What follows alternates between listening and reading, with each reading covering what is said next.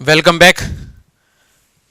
हम कंपन स्पेक्ट्रम या कंपन घूर्णन स्पेक्ट्रोस्कोपी या आईआर स्पेक्ट्रोस्कोपी के अंदर नेक्स्ट पार्ट लेकर प्रारंभ कर रहे हैं। एन हार्मोनिक ऑसिलेटर अर्थात वास्तविक अणु यदि कंपन करता है तो उस वास्तविक अणु का कंपन अनावर्ती दोलक के रूप में व्यवहार करता है, और यदि अनावर्ती दोलक के रूप में व्यवहार करता है तो बंध में प्रत्यास्थता से विकृति उत्पन्न होती है। ऐसी स्थिति में वास्तविक अणु हुक के नियम का पालन नहीं करते या हुक नियम से विचलन प्रदर्शित करते हैं। तो ऐसी स्थिति के अंदर हम यदि वास्तविक अणु या अनावर्ती दोलक के रूप में कंपन करते हुए किसी ध्रुवीय द्विपरमाणु अणु की स्थितिज ऊर्जा की बात करें तो हम सामान्य प्रक्रिया के द्वारा ज्ञात की गई स्थितिज ऊर्जा के जो पहले समीकरण लिया था वह समीकरण इस अनावर्ती दोलक के स्थितिज ऊर्जा आरेख को समझाने में असमर्थ रहता है। इसलिए अनावर्ती दोलक के स्थितिज ऊर्जा आरेख को समझाने के लिए पीएम मॉर्स ने, ध्यान रखना, पीएम मॉर्स ने अनावर्ती दोलक के स्थितिज ऊर्जा के आरेख को समझाने के लिए यहाँ पर एक फलन प्रदर्शित दिया या फिर एक समीकरण दिया, जिस समीकरण को हम मॉर्स फलन के रूप में प्रदर्शित करते हैं। तो मॉर्स फलन की सहायता से अनावर्ती दोलक करते हुए ध्रुवीय द्विपरमाणु अणु की स्थितिज ऊर्जा आरेख की व्याख्या की जा सकती है, या स्थितिज ऊर्जा आरेख का निर्माण करके हम इसकी विभिन्न कंपन ऊर्जा स्तरों की प्रकृति को प्रदर्शित कर सकते हैं। तो मॉर्स फलन वास्तव में क्या है?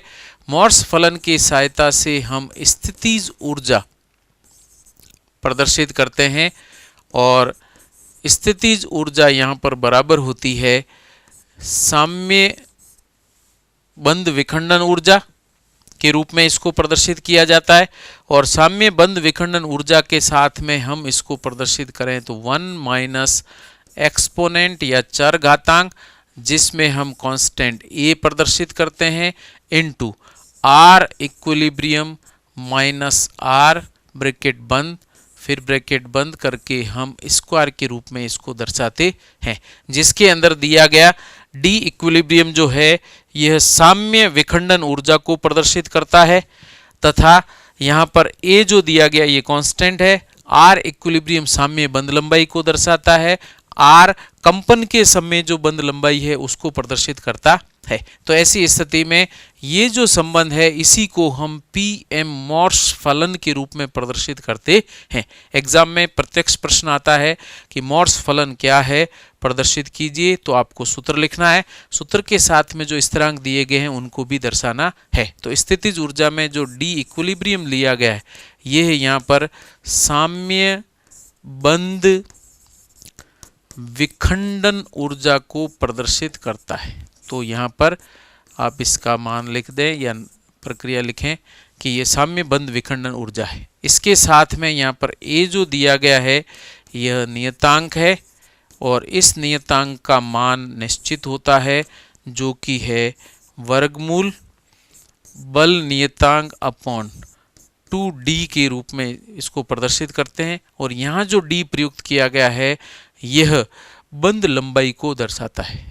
कौन सी बंध लंबाई? ये बंध ऊर्जा को प्रदर्शित करता है जो कि उस बंध के अंदर निहित होती है जो कि कंपन कर रहा है। तो बंध ऊर्जा और बल नियतांक और उसके रूप में इस समीकरण के द्वारा ए स्थिरांक को दर्शाते हैं। इसके अलावा जो आर इक्विलिब्रियम दिया गया है इसको कहते हैं साम्य बंध लंबाई। इसी तरीके से आर जो दिया गया है ये कंपन के समय बंध लंबाई को दर्शाता है। कंपन करते हुए अणु के अंदर जो बंध लंबाई है तो कंपन के समय की बंध लंबाई को प्रदर्शित करता है। तो इस तरीके से इस संबंध को हम मॉर्स फलन कहते हैं, जिसमें ये स्थिरांक दिए गए हैं जिनके मान यहाँ पर नीचे प्रदर्शित किए गए। और यहाँ पर हम ए वापस ध्यान रखें नियतांक है जो कि वर्गमूल बल नियतांक अपॉन 2d के रूप में प्रदर्शित किया जाता है। तो मॉर्स फलन को हम इस रूप में प्रदर्शित करेंगे। नेक्स्ट प्रक्रिया के अंदर बात करते हैं मोर्स फलन के अंदर यदि आर और आर इक्विलिब्रियम के मान परिवर्तित होते हैं तो स्थितिज ऊर्जा को कैसे दर्शाया जाता है। तो सिंपल सी प्रक्रिया है, यदि आर इक्विलिब्रियम जो दिया गया है यह आर इक्विलिब्रियम यदि आर के बराबर हो जाए, अर्थात कंपन करते समय बंध लंबाई और साम्य बंध लंबाई यदि बराबर है, ऐसी स्थिति में स्थितिज ऊर्जा के रूप में स्थितिज ऊर्जा शून्य होगी, अर्थात ऐसा अणु कंपन नहीं करेगा। अर्थात यहाँ पर हम स्थितिज ऊर्जा को यदि प्रदर्शित करें तो इसका मान हो जाएगा शून्य और अणु कंपन नहीं करता है, अर्थात इसमें कंपन नहीं होगा। लेकिन यदि आर का मान अनंत हो जाए, ऐसी स्थिति के अंदर बंध टूट जाएगा और बंध विखंडन के समय यहाँ पर स्थितिज ऊर्जा बंध विखंडन ऊर्जा के बराबर होगी। तो इसको हम ऐसे प्रदर्शित करेंगे, स्थितिज ऊर्जा जो कि फलन के रूप में लिखी गई थी, इस स्थितिज ऊर्जा का मान साम्य बंध विखंडन ऊर्जा के बराबर हो जाएगा। कब होगा इसके बराबर, अर्थात बंध टूट जाएगा या बंध विखंडित होगा, जब यदि आर का मान कितना हो जाए, अनंत हो जाए, अर्थात कंपन करते हुए अणु के अंदर कंपन बंध लंबाई जो है अनंत हो जाए। ऐसी स्थिति में दोनों परमाणु पृथक हो जाएंगे और जब परमाणु पृथक हो गए हैं तो ऐसी स्थिति में बंध टूट जाएगा और स्थितिज ऊर्जा यहाँ पर बंध विखंडन ऊर्जा के बराबर प्रदर्शित की जाती है, जैसा कि मोर्स फलन के अंदर दिया गया है। अब मोर्स फलन की सहायता से हम इस संबंध को श्रोडिंगर तरंग समीकरण से तुलना करके उसका हल निकालें तो हल निकालने पर किसी भी एनहार्मोनिक ऑसिलेटर की या कंपन करते हुए ध्रुवीय द्विपरमाणु अणु की वास्तविक कंपन ऊर्जा स्तरों की ऊर्जा को ज्ञात कर सकते हैं। तो अगली हम बात कर रहे हैं कंपन ऊर्जा स्तर की ऊर्जा, और यहां पर हम ऊर्जा किस रूप में प्रदर्शित कर रहे हैं, एन हार्मोनिक ऑसिलेटर के रूप में बात कर रहे हैं। और यहाँ कंपन ऊर्जा स्तर की ऊर्जा को वापस हम EV के द्वारा प्रदर्शित करेंगे। तो यहाँ पर जो हमने मोर्स फलन लिया था, उस मोर्स फलन की सहायता से श्रोडिंगर तरंग समीकरण हल की जाए, श्रोडिंगर तरंग समीकरण यदि हल की जाए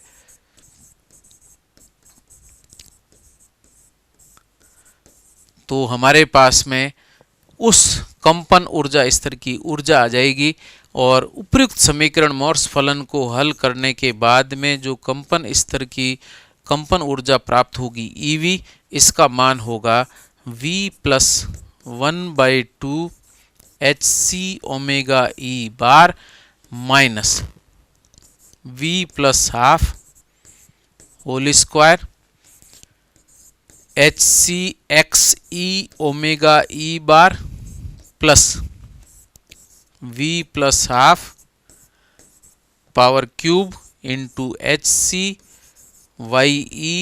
ओमेगा E बार प्लस, इस तरीके से ये परिवर्तन करते हुए संबंध प्राप्त होगा। इस संबंध के अंदर V जो दिया गया है, यह पहले समीकरण के अंदर जो संबंध हमने लिया था उसी तरीके से ये कंपन ऊर्जा कंपन की क्वांटम संख्या को प्रदर्शित करेगा जिसका मान निश्चित होता है। तो यहाँ पर जो V हमने प्रयुक्त किया है, EV यहाँ पर कंपन ऊर्जा स्तर की ऊर्जा को प्रदर्शित करता है, V कंपन क्वांटम संख्या को दर्शाता है, कंपन क्वांटम संख्या को दर्शाता है और इसके अनुमत मान है 0, 1, 2, 3 और अनंत तक। इसी तरीके से यदि इसमें हम बात करते हैं ओमेगा E बार, तो ओमेगा E बार ये कहलाता है साम्य कंपन आवृत्ति, और ये कंपन आवृत्ति किस रूप में बताई गई है, तरंग संख्या के रूप में। तो तरंग संख्या के रूप में ओमेगा E बार तरंग कंपन आवृत्ति या साम्य कंपन आवृत्ति को प्रदर्शित करता है। इसके अलावा XE दे रखा है, वाई ई दे रखा है, और आगे यदि हम इसी प्रक्रिया को प्रदर्शित करें तो जेड ई लिखा जाएगा, और इसी तरीके से विभिन्न कांस्टेंट रखे जाते हैं। और यहाँ पर दिए गए x E, Y E, Z ई जो कांस्टेंट है, इनको हम अनावर्ती दोलक स्थिरांक कहते हैं, या फिर इंग्लिश में इनको एन हार्मोनिक ऑसिलेशन कांस्टेंट कहा जाता है। Anharmonic oscillation constant. इस एन हार्मोनिक ऑसिलेशन कांस्टेंट के अंदर जैसे जैसे हम आगे बढ़ते हैं X E, Y E, Z E या उसे आगे, तो वहां पर लगातार इनके मान घटते चले जाते हैं, लेकिन इनमें से एक्स ई को छोड़ करके बाकी के मान अति न्यून होने के कारण, अर्थात वाई ई, जेड ई आदि जो अनावर्ती दोलक स्थिरांक है, इनके मान अति न्यून होते हैं। इसलिए इन मानों को हम नगण्य मानते हुए इस समीकरण से पृथक कर देते हैं। केवल एक ही एन हार्मोनिक ऑसिलेटर या anharmonic oscillation constant x e का ही उपयोग यहाँ पर किया जाता है। तो इम्पोर्टेंट प्रक्रिया है, हमने पीएम मॉर्स फलन है, उस फलन को श्रोडिंगर तरंग समीकरण में रखकर हल करने पर कंपन ऊर्जा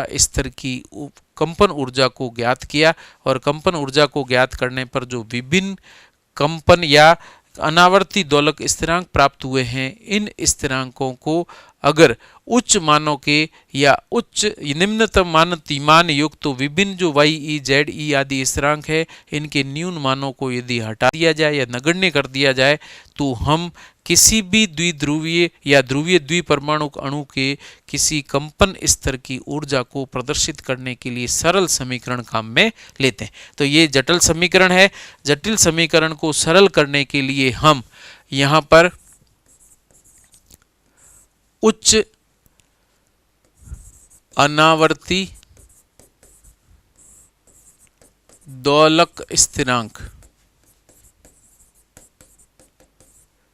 जिनके मान अति न्यून होते हैं,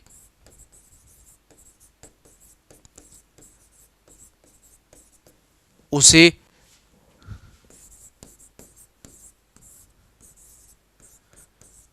नगण्य मान लेते हैं या नगण्य मानते हैं।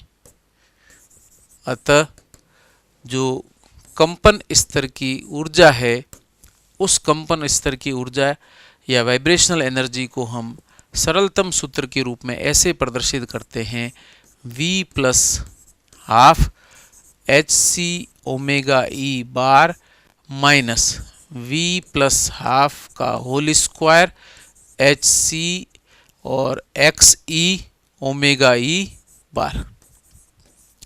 उसके आगे के मानों को हम हटा देते हैं, केवल यहाँ तक एक्स ई एक मान युक्त या इसी एक को लेते हुए हम एन हार्मोनिक ऑसिलेटर या अनावर्ती दोलक की स्थितिज ऊर्जा को प्रदर्शित करते हैं। ये इसकी कंपन स्तर की ऊर्जा को प्रदर्शित करते हैं, और यह संबंध ही अधिकतर काम में लिया जाता है।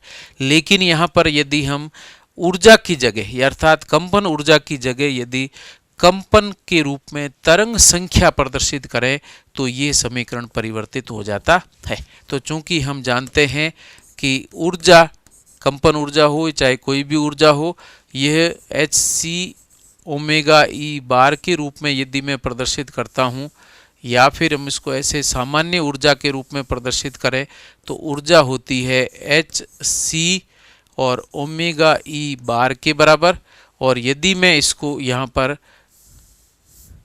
न्यू कर देते, न्यू बार, तो इसको यदि मैं न्यू बार के रूप में अर्थात तरंग संख्या के रूप में प्रदर्शित करूं, तो ये हो जाएगा आपके पास में E अपॉन एच सी के बराबर। और यहाँ पर यदि मैं उपयुक्त समीकरण के अंदर एच सी का भाग दे देता हूँ, तो ऐसी स्थिति में ये तरंग संख्या के अंदर परिवर्तित हो जाएगा। तो यहाँ पर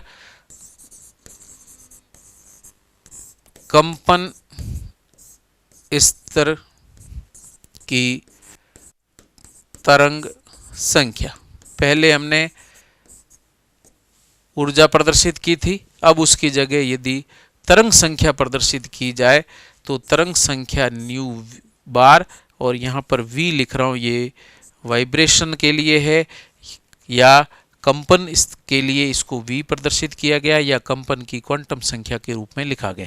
तो न्यू v बार प्रदर्शित किया जाए तो ये हो जाएगा v प्लस 1/2 hc का भाग दे रहे हैं तो ये hc कट जाएगा, पीछे बचेगा omega e bar minus v plus half whole square x e omega e bar के रूप में इसको प्रदर्शित किया जाता। कॉमन लेके ही प्रदर्शित कर सकते हैं, लेकिन अलग अलग रखें ताकि आसानी से याद करने में आसानी रहे।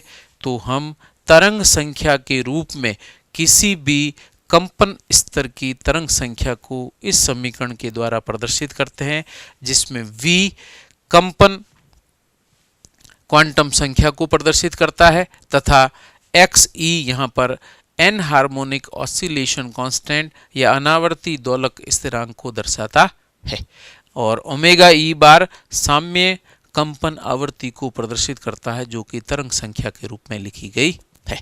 और इसमें यहाँ पर v के जो भिन्न भिन्न मान है या क्वांटम संख्या तरंग क्वांटम संख्या के जो भिन्न भिन्न मान है, अगर इन मानों को रख दिया जाए तो अलग अलग स्तर जो दिए गए हैं अनावर्ती दोलक के अंदर, उन अलग अलग स्तरों की तरंग संख्या को हम प्रदर्शित कर सकते हैं या ज्ञात कर सकते हैं।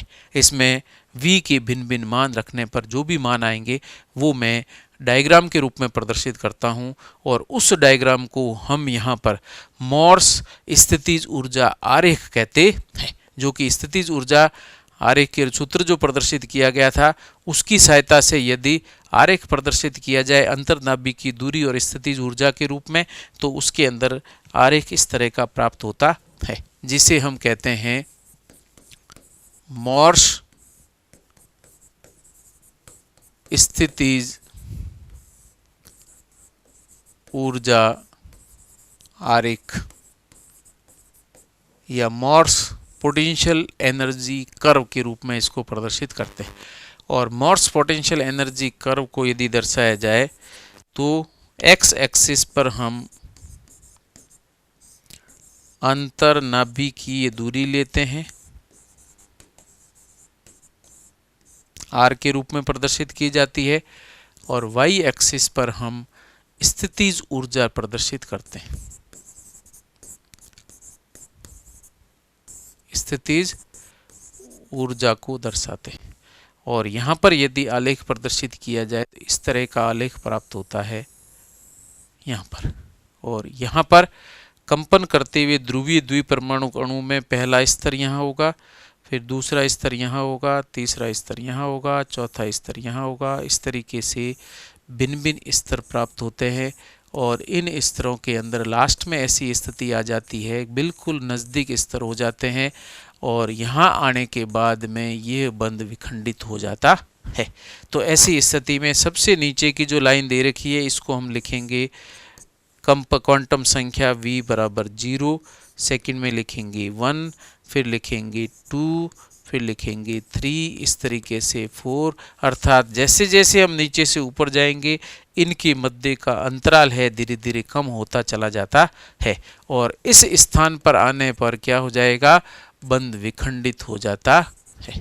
तो यहाँ पर बंध विखंडन प्रदर्शित करता है। तो जब कंपन करता हुआ अणु यदि इस जगह चला जाता है तो दो परमाणुओं के मध्य की दूरी अनंत हो जाएगी।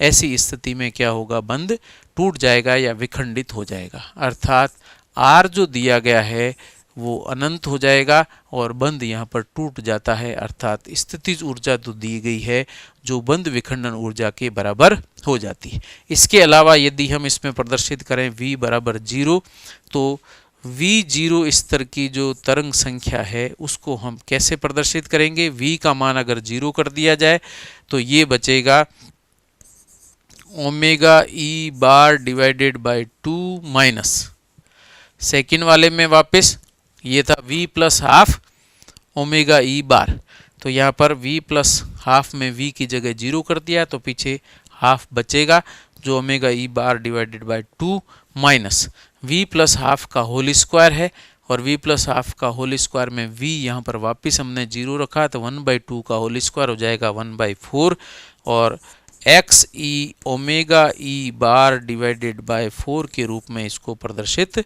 करते हैं। इसी तरीके से यदि मैं लिखता हूँ v, ये न्यू न्यू 0 था, अब मैं न्यू 1 बार के रूप में प्रदर्शित करूं तो ये हो जाएगा आपके v की जगह अब रखना कितना 1, और 1 रखेंगे तो कितने स्थिति होगी 1 प्लस हाफ, 1 प्लस हाफ हो जाएगा 3/2, तो ये हो जाएगा 3/2 ओमेगा ई बार माइनस 3/2 का होल स्क्वायर हो जाएगा, तो ये हो जाएगा 9/4, फिर बचेगा एक्स ई ओमेगा ई बार। इसी तरीके से न्यू 2 की बात करें, अर्थात तीसरे कंपन स्तर की तरंग संख्या के रूप में यदि मान प्रदर्शित किया जाए तो न्यू 2 बार के बराबर हो जाएगा, अगर मैं लिखता हूँ आगे तो 2 प्लस हाफ, ये हो जाएगा 5/2 omega e bar minus 25 divided by 4 square के रूप में, और ये होगा x e omega e bar के द्वारा दर्शाया जाता है। तो ये इस तरीके के संबंध आ जाएंगे, और इनकी सहायता से हम यहाँ विभिन्न ऊर्जा स्तर जो दिए गए हैं उन ऊर्जा स्तरों के लिए हम तरंग संख्या के रूप में ऊर्जा को प्रदर्शित करते हैं। और यहाँ पर एक ऊर्जा स्तर से दूसरे ऊर्जा स्तर में यदि संक्रमण किया जाता है तो यहाँ से यहाँ तक प्रक्रिया लिखी जाए, या फिर यहाँ से यहाँ तक संक्रमण होगा, या यहाँ से यहाँ तक संक्रमण होगा, या यहाँ से यहाँ तक, तो इस तरीके से V0 से V1, V0 से V2, V0 से V3 या V0 से V4 सभी प्रकार के संक्रमण जो कि V0 से प्रारंभ होते हैं सभी संक्रमण अनुमत हैं, और अनुमत संक्रमणों को अलग अलग नामों से प्रदर्शित किया जाता है।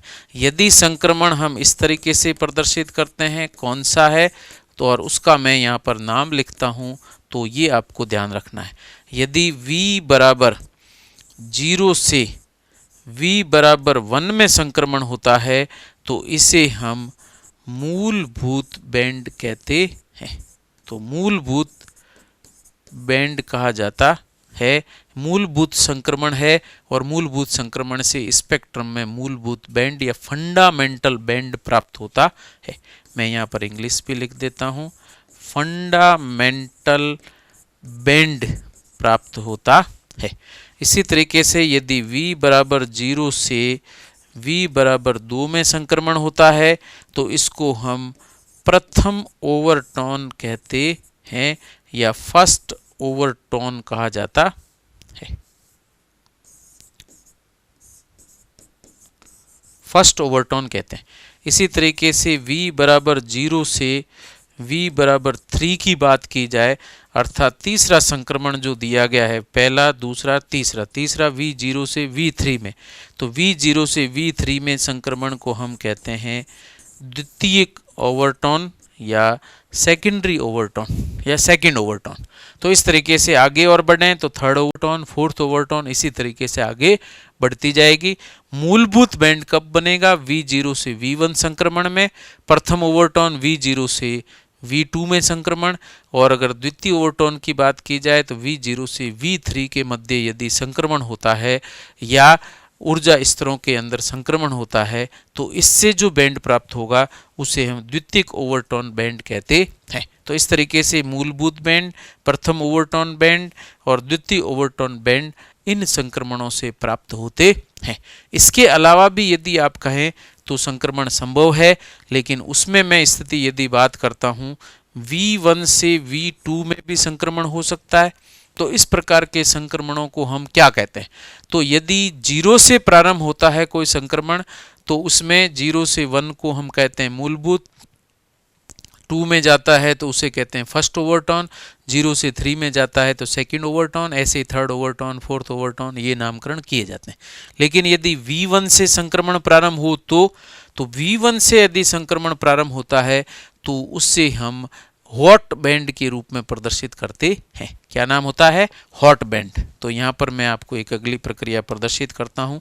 अगर v बराबर 1 से v बराबर 2 में संक्रमण होता है तो इस संक्रमण के द्वारा कंपन स्पेक्ट्रम के अंदर क्या प्राप्त होता है? हॉट बैंड प्राप्त होते हैं। और सामान्य परिस्थितियों के अंदर हॉट बैंड निर्मित नहीं होते हैं या सामान्य ताप पर हॉट बैंड प्रदर्शित नहीं होते हैं, क्योंकि हॉट बैंड में संक्रमण कहाँ से प्रारंभ होगा? V1 से प्रारंभ होगा, अर्थात प्रथम उत्तेजन अवस्था जो है वहां से संक्रमण होना चाहिए। और सामान्य ताप की परिस्थितियों के अंदर फर्स्ट क्वांटम संख्या के अंदर या फर्स्ट क्वांटम स्तर के अंदर पॉपुलेशन या अणुओं की आबादी इतनी कम होती है कि यह संक्रमण बहुत अल्प तीव्रता के होते हैं। लेकिन यदि टेम्परेचर बढ़ा दिया जाए या उच्च ताप पर यदि संक्रमण प्रदर्शित किया जाए तो कुछ अणु उत्तेजित होकर V0 से V1 स्तर तक पहुंच जाएंगे और उन V1 स्तर पर अगर अणु उपस्थित है या अणुओं की निश्चित आबादी है तो वहां से संक्रमण होता है तो उसे हम हॉट बैंड के रूप में प्रदर्शित करते हैं। तो एक हो गया मूलभूत बैंड V0 से V1 संक्रमण, फिर हो गया प्रथम ओवरटॉन V0 से V2 संक्रमण, द्वितीय ओवरटॉन V0 से V3 संक्रमण। लेकिन यदि V1 से संक्रमण प्रारंभ होकर के V2 तक जाता है तो उसे हम हॉट बैंड के रूप में प्रदर्शित करते हैं। और हॉट बैंड उच्च ताप पर ही प्राप्त होंगे, निम्न ताप पर हॉट बैंड प्राप्त नहीं होते हैं। ये आप थोड़ी प्रक्रिया ध्यान रखना और ये आगे भी काम में आएगा। अगली बात करते हैं।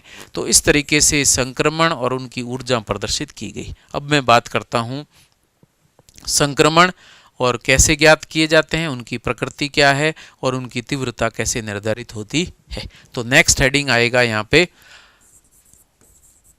कंपन संक्रमण। और यहाँ पर हम बात कर रहे हैं एन हार्मोनिक ऑसिलेटर के रूप में वास्तविक अणु के अंदर कंपन संक्रमण कैसे होते हैं तथा इस कंपन संक्रमणों का चयन नियम क्या है, वर्ण नियम क्या है या सिलेक्शन रूल क्या है, इसे हम प्रदर्शित करें। तो प्रक्रिया कैसे आएगी वापस ध्यान रखना। पहले हमने सिंपल हार्मोनिक ऑसिलेशन या सरल आवर्ती दोलक के अंदर भी कंपन संक्रमण लिए थे, लेकिन अब यहाँ पर हम एन हार्मोनिक ऑसिलेटर की कंपन संक्रमणों की बात कर रहे हैं और उनके चयन नियम की बात करते हैं। संक्रमण वही परिभाषा है, किसी एक स्तर से दूसरे स्तर के अंदर स्थानांतरण होना हमेशा संक्रमण कहलाता है।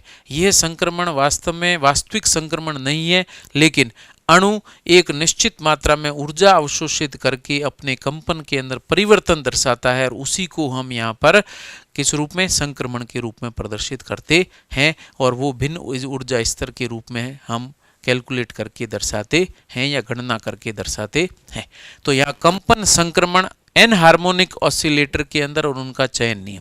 तो एन हार्मोनिक ऑसिलेटर का वर्ण नियम बहुत ही इम्पोर्टेंट है, अर्थात अगर कहा जाए वास्तविक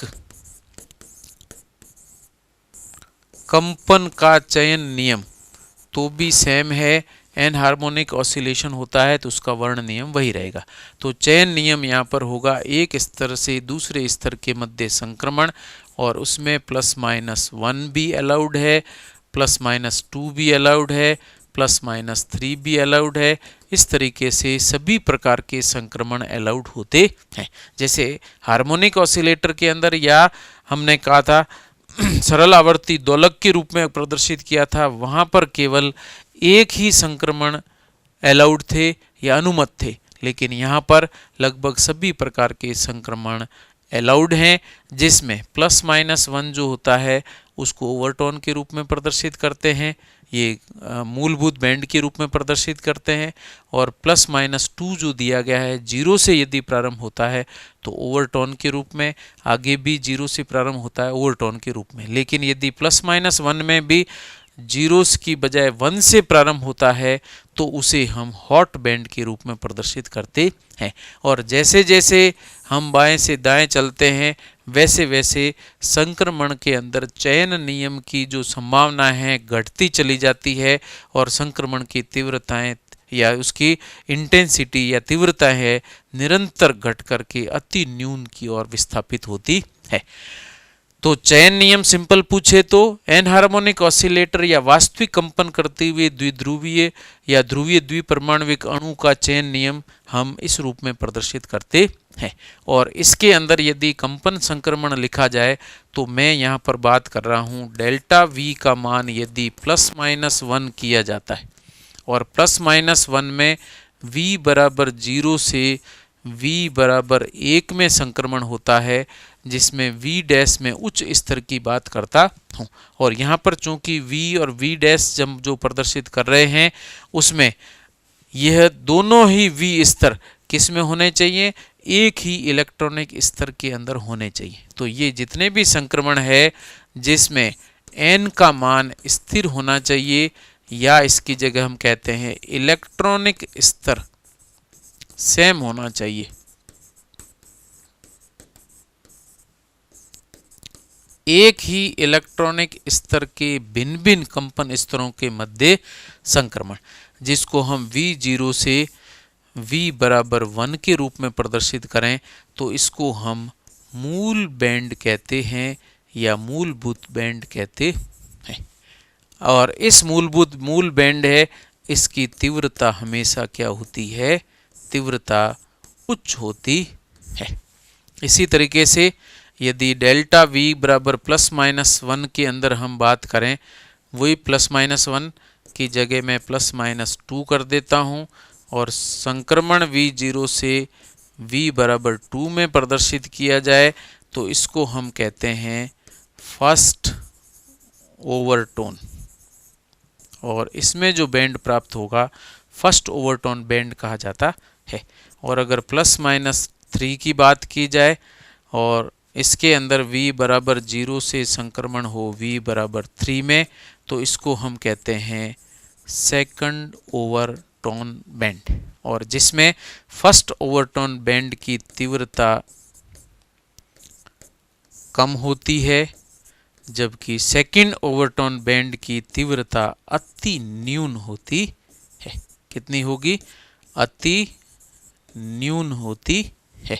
और इसी तरीके से यदि मैं डेल्टा V +-1 के रूप में V0 से संक्रमण की बजाय 1 से संक्रमण प्रारंभ करके 2 की ओर स्थानांतरित करता हूँ तो ऐसी स्थिति में हॉट बैंड प्राप्त होते हैं, जो कि सामान्य ताप पर तो संभव नहीं है लेकिन उच्च ताप पर ऐसे संक्रमण संभव होते हैं और इनकी भी तीव्रता न्यून होती है।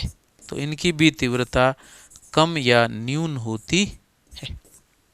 तो इस तरीके से वापस ध्यान देना, +-1 संक्रमण में 0 से 1 में मूल बैंड, +-2 में 0 से 2 में संक्रमण फर्स्ट ओवरटोन, +-3 में 0 से 3 में संक्रमण सेकंड ओवरटोन और +-1 के अंदर 1 से 2 में संक्रमण होता है तो उससे हॉट बैंड प्राप्त होते हैं, जिनमें मूल बैंड की तीव्रता बहुत उच्च होती है।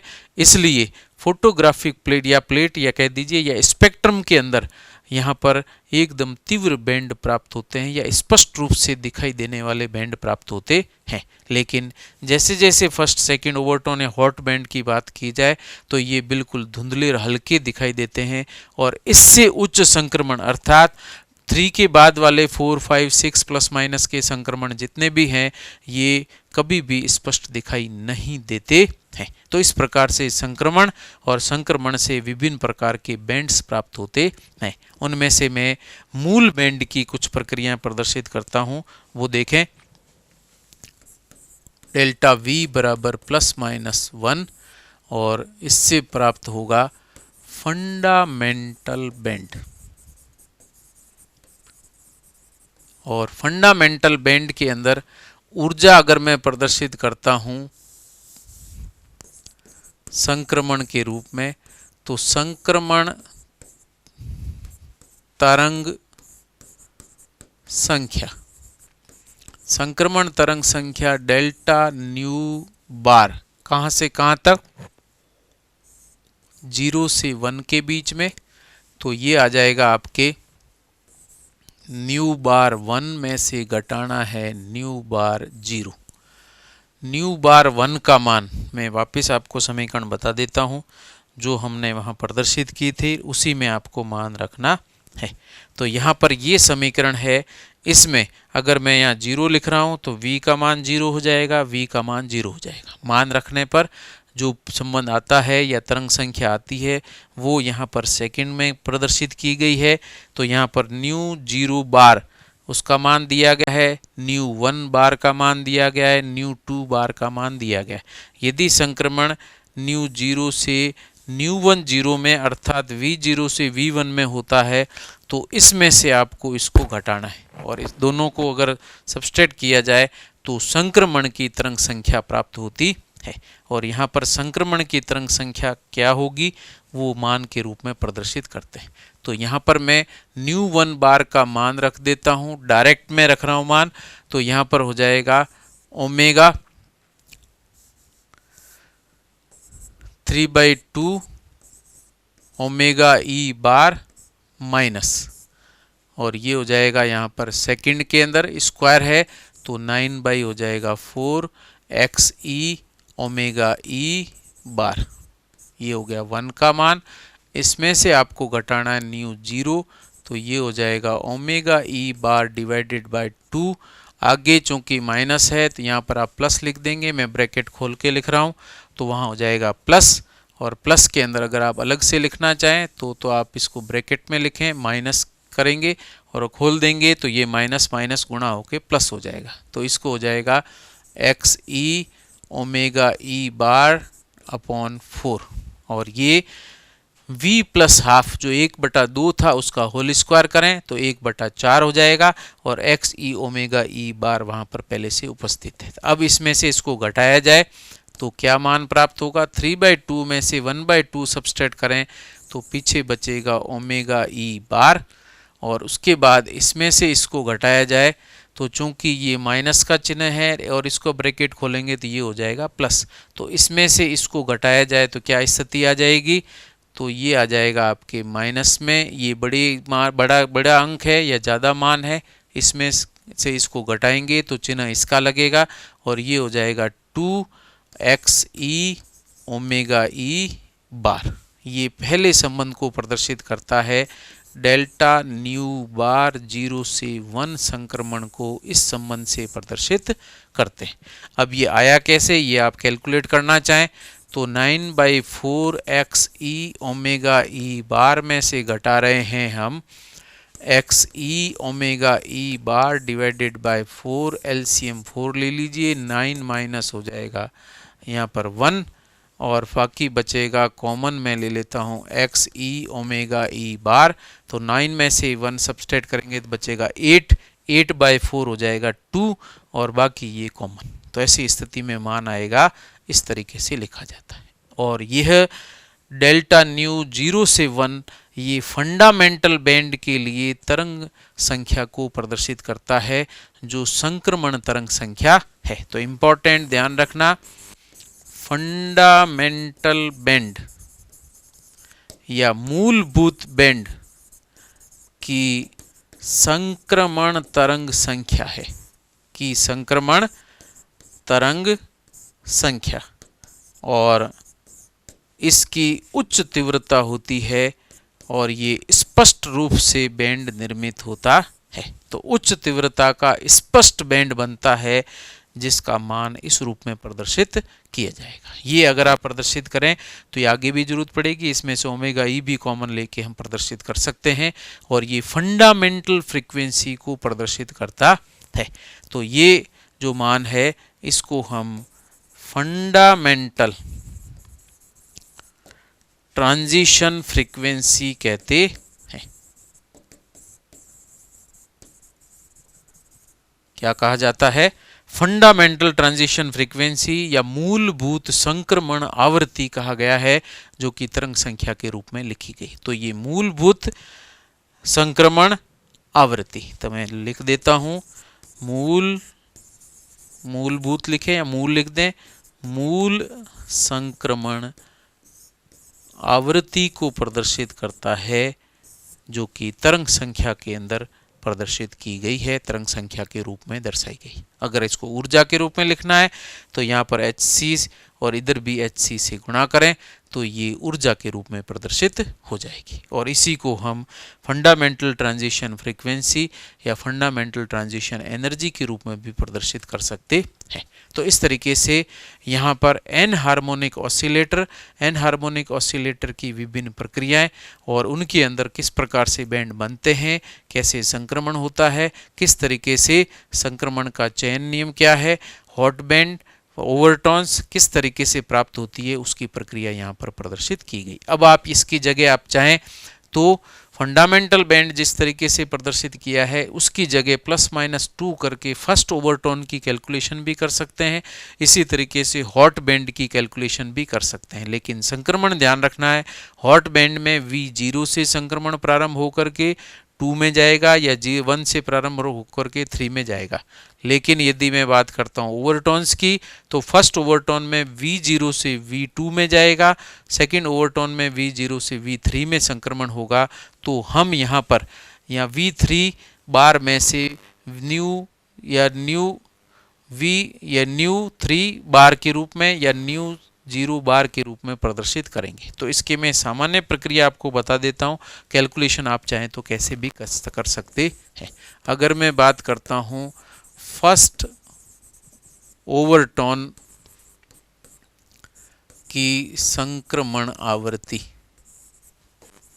तो फर्स्ट ओवरटोन की संक्रमण आवृत्ति यदि प्रदर्शित की जाए जिसके अंदर डेल्टा V बराबर मैं ले रहा हूँ +-2, जिसमें डेल्टा न्यू बार जो प्रदर्शित किया जाएगा वो 0 से 2 में, तो यहाँ पर हम न्यू 2 बार में से न्यू 0 बार घटाएंगे और न्यू 2 बार का मान ऊपर लिखा हुआ था उसमें से न्यू 0 बार घटा करके हम इसका मान ज्ञात कर सकते हैं। और न्यू 2 बार निकालने के लिए हम क्या करेंगे, V की जगह 2 रखना है, बाकी एज इट इज मान हो जाएंगे। यहाँ पर V0 के मान अपन पहले ही ज्ञात कर चुके हैं। ऐसे यदि आपको कहा जाए हॉट बैंड की संक्रमण आवृत्ति तो कैसे ज्ञात होगी, मैं ले रहा हूँ डेल्टा V बराबर +-1, जिसमें डेल्टा न्यू बार जो दिया गया है वो 1 से 2 में सरलतम प्रदर्शित करें तो न्यू बार में 2 में से न्यू 1 बार को घटाया जाता है और इसके मान पहले प्रदर्शित किए गए हैं उसको घटाकर सरल करके हम इनकी संक्रमण आवृत्तियों की कैलकुलेशन कर सकते हैं। एग्जाम में किसी भी तरह की संक्रमण आवृत्तियां पूछी जाए हम सरल करके आंसर ज्ञात कर सकते हैं। पहले दिए थे उसमें से मैं आपको कैलकुलेशन अगर करनी हो तो कैसे करेंगे वो बता देता हूं। तो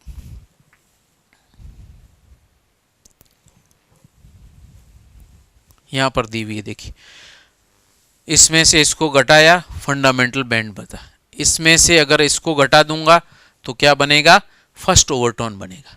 ठीक है, इसके अलावा यदि न्यू 3 बार में से न्यू 0 बार घटा दिया जाए तो ये सेकंड ओवरटोन को प्रदर्शित करेगा। और यदि मैं हॉट बैंड की बात करूं तो इसमें से इसको घटा दिया जाए तो हॉट बैंड की फ्रीक्वेंसी प्राप्त हो जाती है।